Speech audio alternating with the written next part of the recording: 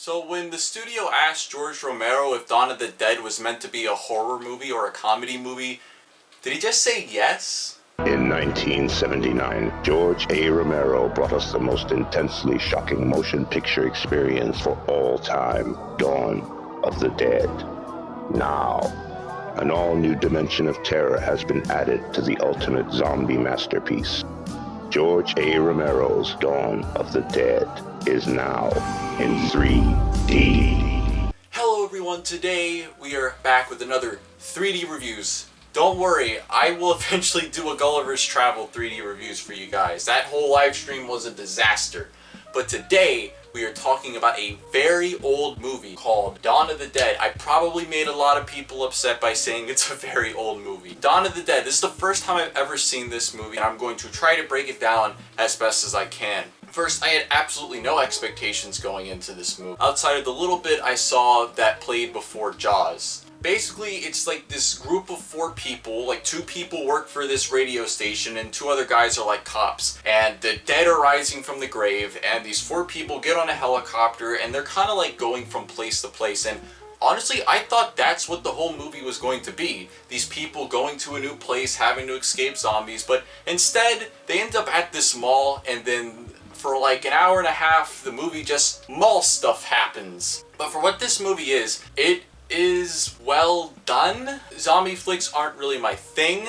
If you guys know me, I reviewed Day of the Dead 3D and that was a complete travesty. However, I will say that the characters in this movie are actually quite smart and they make a lot of very logical decisions. While this movie can be very comical intentionally and unintentionally, there are a lot of moments with genuine intensity. It was a lot more intense than I was expecting out of this movie, especially since it kind of starts off a little bit goofy. You have the whole trope of where people are just kind of standing around so that the really slow moving zombies can get to them, because these zombies aren't very fast. They're just kind of like, ugh. The way that they got every single extra in this movie that played the zombies to act in the exact same way is actually really incredible. The mass of zombies felt very unified. I imagine that probably took a lot of effort to pull off, so well done on that. There's really not much else to say about this movie. It's just people end up at a mall and they live in the mall and stuff happens and then they have to escape at the end because all the zombies get into the mall and it's this whole thing. Well, let's talk about the 3D presentation. I was not expecting this to be as good as Jaws 3D, and of course I was right. Now, for those of you who don't know, this movie was converted in 2013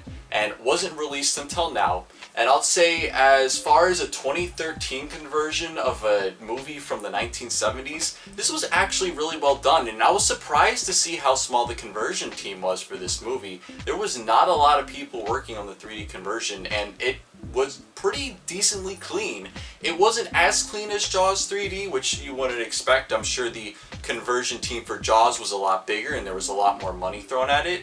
However, there was a lot of fun moments of pop out and moments of depth. I did notice that they pushed everything back into the screen. Typically when you'll see a 3D movie, you'll have characters and over-the-shoulder shots coming out of the screen, or at least closer to the screen plane, as this is just easier on the eyes over a long period of time, and it prevents characters from looking really, really big rather than normal size. Here, all the characters, everything is pushed back into the screen except for a few moments when it comes to pop-outs, and I almost feel like some of the pop-out stuff was added in digitally, or at least enhanced digitally to make it more of an oomph. And those pop-out moments do work. I remember several instances of glass shattering. There's like an eyeball that pops out. There's guns that come out. It's a lot of different stuff, and it isn't using the same thing to do pop-out every single time. It's always unique. There's like a body thrown down into the screen.